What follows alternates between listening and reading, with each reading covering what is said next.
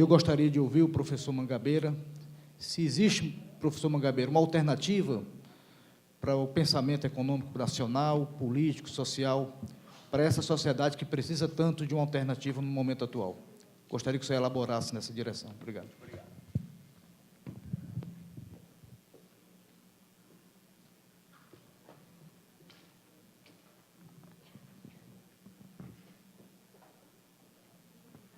Meus concidadãos, meu tema é a alternativa nacional.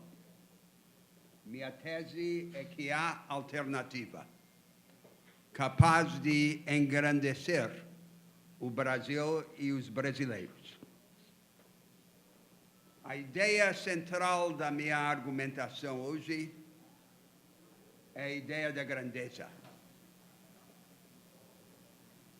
A convicção fundamental da democracia é a convicção de que os homens e as mulheres comuns são maiores do que parecem ser. O cerne da nossa civilização, o sonho brasileiro, é consumar o casamento da pujança com a ternura. Para tornar este sonho realidade, nós precisamos fazer o que raramente fizemos na nossa história: inovar nas nossas instituições. Para inovar nas nossas instituições, precisamos enfrentar a nossa maior mazela, o colonialismo mental. De tudo o que falta no Brasil, o que mais nos tem faltado é ideia. Divido a minha argumentação em 4 passos.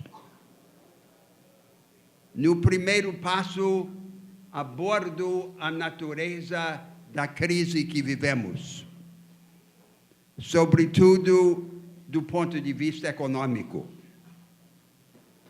No segundo passo, descrevo a natureza da base social que já apareceu no país para uma alternativa ao modelo malogrado. No terceiro passo, a parte decisiva da minha intervenção hoje de manhã, quero esboçar alguns grandes eixos da alternativa necessária e possível. E, por final, no quarto passo, enumerar os obstáculos que temos de superar para construir esta alternativa nacional. Primeiro, a crise. No último período histórico, seguimos uma estratégia de desenvolvimento com 2 bases. A primeira base foi a massificação do consumo, a construção de um mercado de consumo em massa com o aumento da renda popular. Foi uma espécie de nacional consumismo. E a segunda base foi a produção e exportação de produtos naturais pouco transformados, as commodities. A agricultura, a pecuária e a mineração pagaram as contas do consumo urbano. Este modelo se sustentou enquanto o preço das commodities estava no auge e desabou quando os preços caíram decisivamente. Na verdade, essa estratégia de desenvolvimento sempre foi frágil. Foi frágil porque repetia o equívoco tradicional do Brasil em economia, que é apostar na natureza, na riqueza fácil vinda da terra, em vez de apostar na inteligência. Só a inteligência salva. Inclusive a inteligência aplicada à agricultura, à pecuária e à mineração. Quando este modelo ruiu por conta da queda dos preços, o governo, inclusive com boas intenções, procurou dar uma sobrevida a ele, recorrendo àquilo que chamamos o keynesianismo vulgar, a gastança pública forçada, carregando a mão nas políticas chamadas contracíclicas.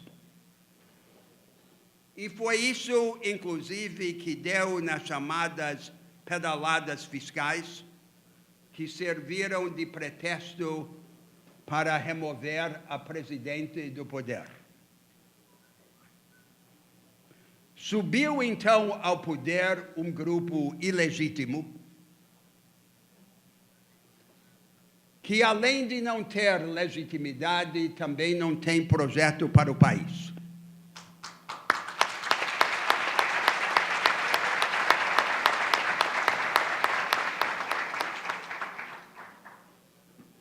O arremedo de projeto que tem é aquele ideário das décadas de 80 e 90 do século passado, chamado Consenso de Washington.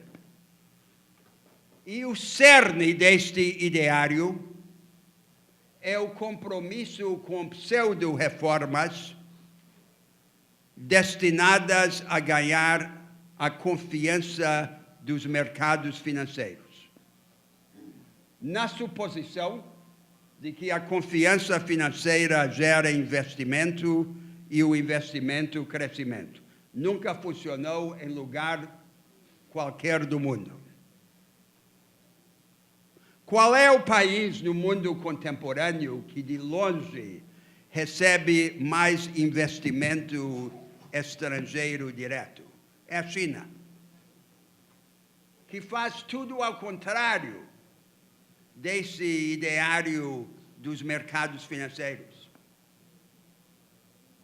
A curto prazo, a religião financeira pode produzir resultados, mas a médio e longo prazo o que conta é a realidade do crescimento e dos ganhos que ele propicia. Agora nós temos que partir para outra. Nós temos que construir uma nova estratégia de desenvolvimento que ultrapasse os limites do nacional consumismo e que não caia na vala das ilusões da confiança financeira. O centro desta alternativa é a qualificação e a democratização das oportunidades produtivas e das capacitações educacionais. Nós temos de democratizar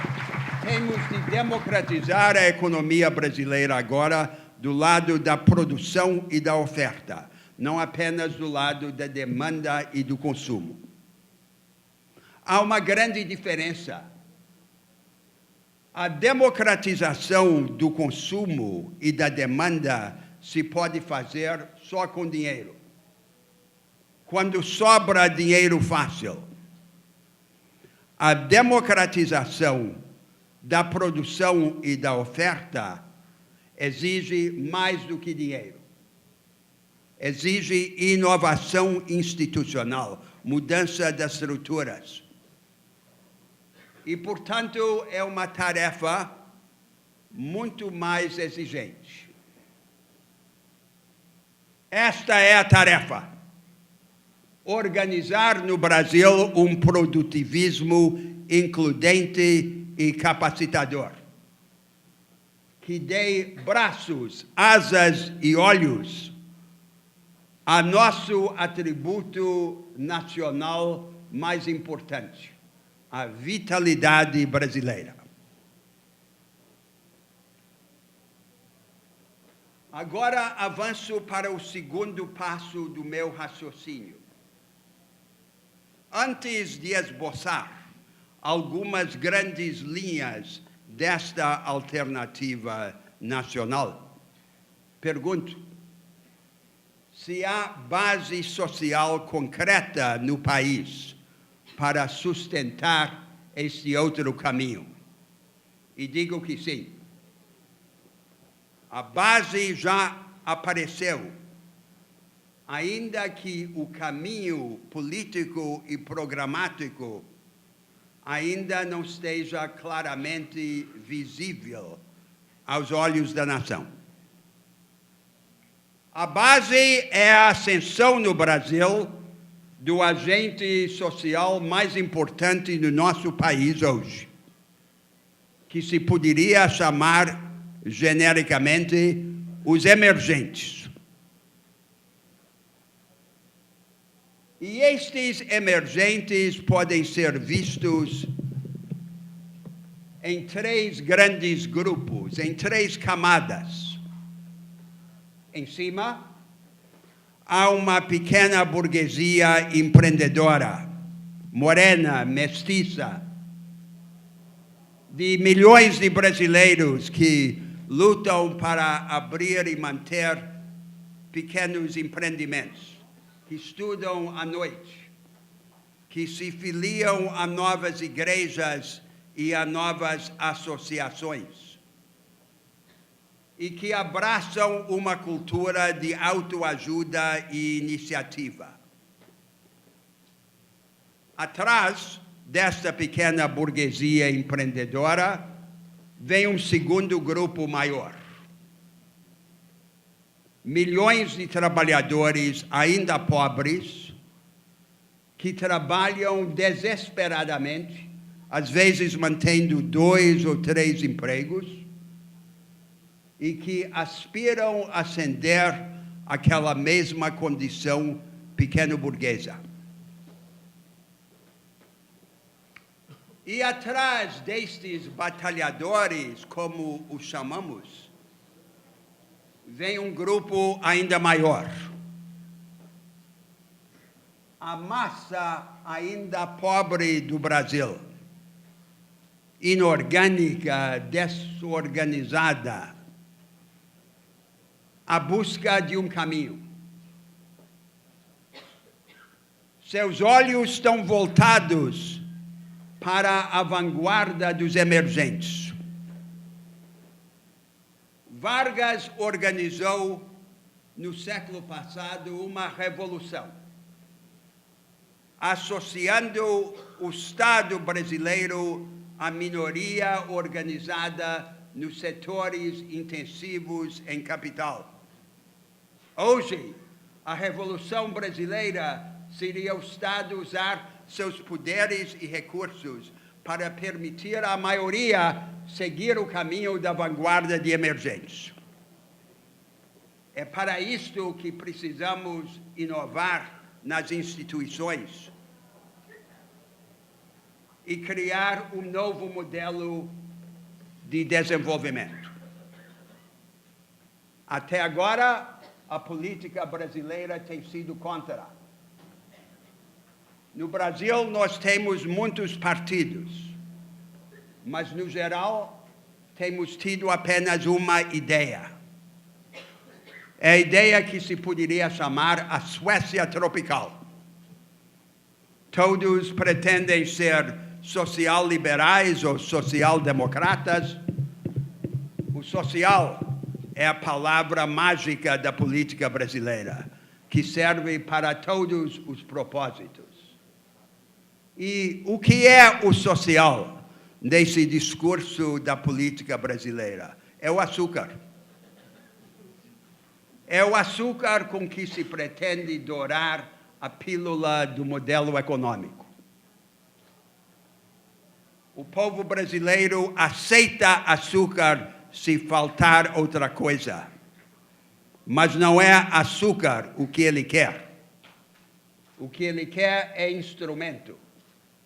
É instrumento para construir, para criar, para inovar, para fazer. Ele quer ser abordado como agente e não apenas como beneficiário ou cliente. Esta é, portanto, a grande oportunidade no imaginário nacional e não apenas na realidade econômica para a construção do projeto alternativo.